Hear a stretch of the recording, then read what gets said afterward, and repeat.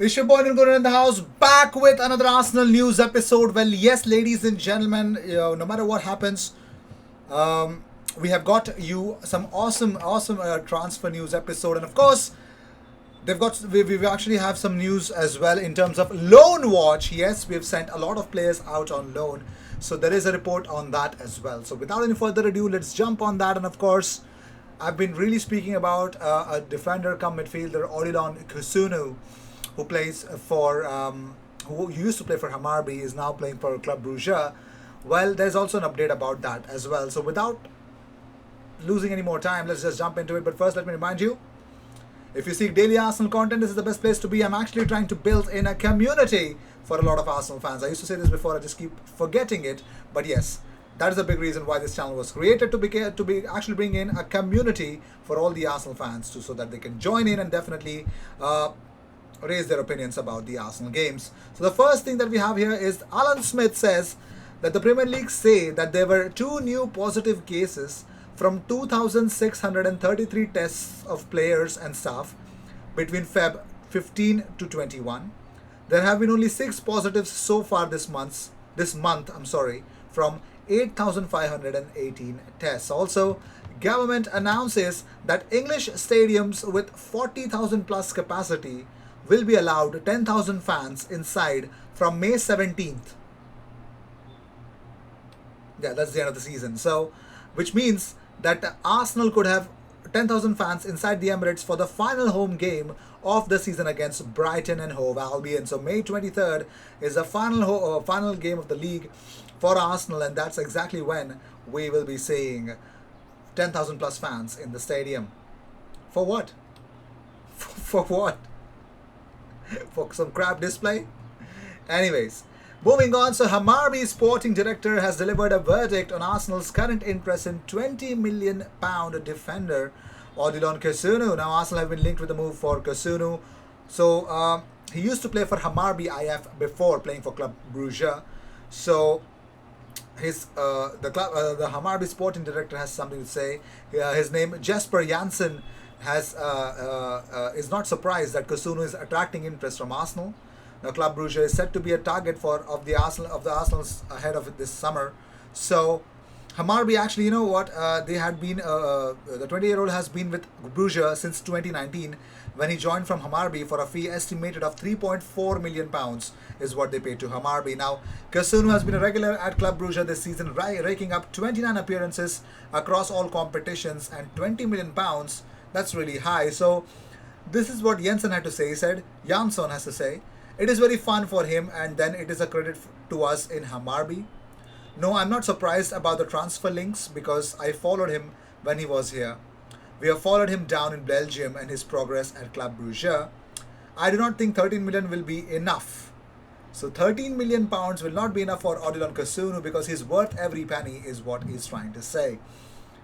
Let's see if he is or not. But moving on, so let's talk about the loan watch. Arsenal loan roundup already is here for you guys, so that we can talk about the loanees that Arsenal have sent all around Europe.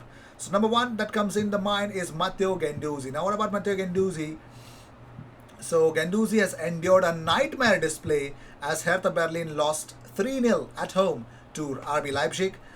Well, the Arsenal midfielder, who came off the bench in the second half, was caught in his own box with the ball before Nodi Mukiele made it 2-0. Well, and to make it worse, he lost his man in Willy Orban, who made it 3-0 just 13 minutes later to complete the rout. Hardly a cameo to remember for Guendouzi. It was not a very good performance at all. Talking about another loanee, William Saliba. He's another player who has had a disappointed week when his team OGC Nice fell to a defeat to Metz. There was little the centre-back could do about the first goal, but he certainly could have done better for the second. Saliba and his defensive partner Jean-Claire Todibo allowed Gay to waltz between them without a challenge before heading home to make it 2-0. Amin Gur scored from the spot to get Nice back into the game, but that was as good as it got for the home side. So 2-1 loss for OGC Nice. Talking about Ainsley Maitland-Niles, well, he had no such marking disasters as West Brom played out a goalless draw against Burnley. He played full 90 minutes as the Baggies held on with 10 men to claim a point at Turf Moor, leaving them 11 points from safety for now. Also, it's a result West Brom will take after going down a 10-man after just 30 minutes following Semi Ajayi's red card. Now, Joe Willock. Willock is another player who played a full 90 minutes, and he did manage to make his mark on the game despite the 3-1 loss to Manchester United. Of course, Alan Saint-Maximin scored an equaliser in 36 minutes, and the goal came about after Joe Willock's ball into the box was cleared. It was a stunning finish from Saint-Maximin, but Man United went on to pull away thanks to goals from Dan James and Bruno Fernandes. And talking about another loanee who's struggling to get minutes is Lucas Torreira. Now he remains starved of regular minutes in the Spanish capital. He made an appearance over the weekend, though, as Atleti faced Levante for the second time in a matter of days. Simeone's men suffered a shock 2-0 loss to Levante. Torreira was sent on in 61st minute, replacing Kondogbia. Atleti were 1 down at the time after Jan Oblak was sent up for a corner in the dying minutes. Levante made it 2 after latching onto a clearance and rolling the ball home from the halfway line. Also, talking about Martin Odegaard. Now, Arsenal are already plotting a permanent move for Real Madrid lone star Martin Odegaard ahead of the summer.